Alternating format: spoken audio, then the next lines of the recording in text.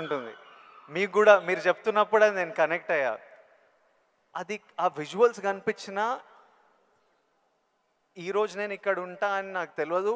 10 years తర్వాత exactly life ఎలా ఉంటుందో మనకు తెలవదు. మీరు ఇంత జర్నీ చూసారు కాబట్టి, మీకు ఆ విజువల్స్ కనిపించాయి. ఈరోజు ఇక్కడ ఉన్నారు. కానీ మధ్యలో స్ట్రెస్ తీసుకున్న రోజులు ఉండింటాయి.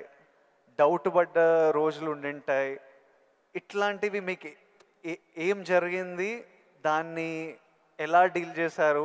మాకేమన్నా అడ్వైస్? ఎందుకంటే వీళ్ళందరికీ కూడా 5 ఇయర్స్‌లో ఎక్కడుంటారు, 10 ఇయర్స్‌లో ఎంత పెద్దగా అవుతారు, ఏం ప్రాబ్లమ్స్ వస్తాయో మనకెవరికీ తెలియదు. మన శ్రమ మనం చేయాలి 100%.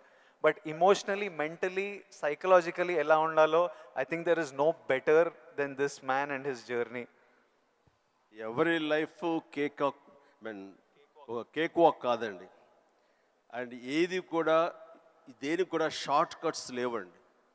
చాలా హర్డిల్స్ ఉంటాయి, తర్వాత ఎగుడు దిగుళ్ళు ఉంటాయి, ఎత్తు పల్లాలు ఉంటాయి, జయాపజయాలు ఉంటాయి, ఎగ్జైట్మెంట్లు ఉంటాయి, డిప్రెషన్లు ఉంటాయి. ఇవన్నీ కూడా తట్టుకుని వచ్చిన వాడిని, అవన్నీ నాకు జరిగినాయి. ఒకే ఒక ఎగ్జాంపుల్గా చెప్పాలంటే నా మైండ్ సెట్ ఎలా ఉండిందంటే, ఒక ఉదాహరణకి చెప్పేస్తాను. న్యాయం కావాలనే సినిమా, శారద గారు ఆఫ్టర్ లాంగ్ గ్యాప్ రీఎంట్రీ, ఆవిడ ఒక డిఫెన్స్ లాయర్, నా తరపున కొంగర జగ్గయ్య గారు ఒక డిఫెన్స్ లాయర్, రాధిక ఒక దాంట్లో ఉంది, క్రాంతి కుమార్ గారు పైన క్రేన్లో ఉండి ఆయన కొంచెం ఆపరేట్ చేస్తారు, దో ఈజ్ ఎ ప్రొడ్యూసర్.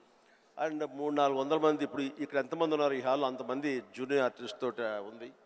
అది లాస్ట్ వర్డిక్ట్ ఆ న్యాయం కావాలి సినిమాకి.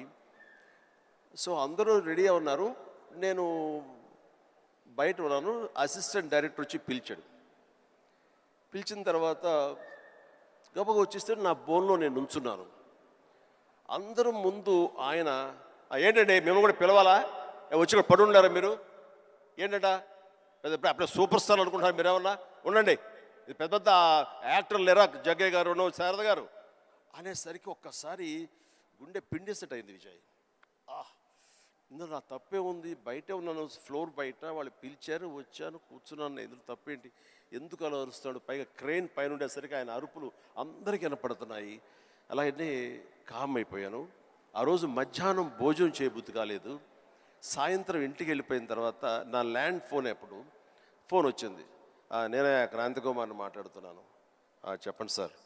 ఏం లేదు, శారద జ్ఞాపక శక్తి లేకో ఏవో తెలియదు, ఫిల్మ్ తినేస్తుంది. అప్పట్లో కోట 400 లేదా 500 అడుగులు మాత్రమే ఇచ్చేవాళ్ళు రోజుకి.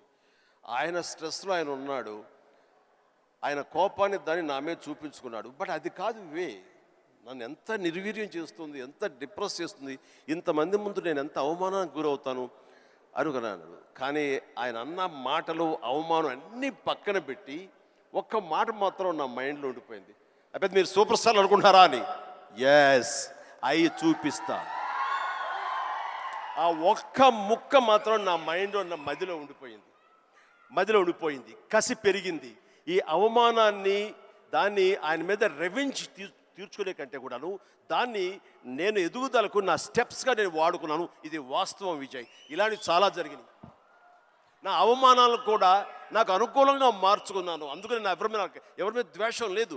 ఎవరు ఏమన్నా సరే, ఏ చవాకులు పేలినా సరే ఇలా కూర్చొని నవ్వుకుంటూ ఉంటాను. సార్, ఎందుకంటే ఎంత హార్డ్వేర్ వచ్చాడు నాకు మాత్రమే తెలుసు. అంత హార్డ్వేర్ వచ్చాడు నాకు, ఇవన్నీ తట్టుకోవు, నా దాకా రాదు. That's it. ఇప్పుడు మీరు కూర్చొని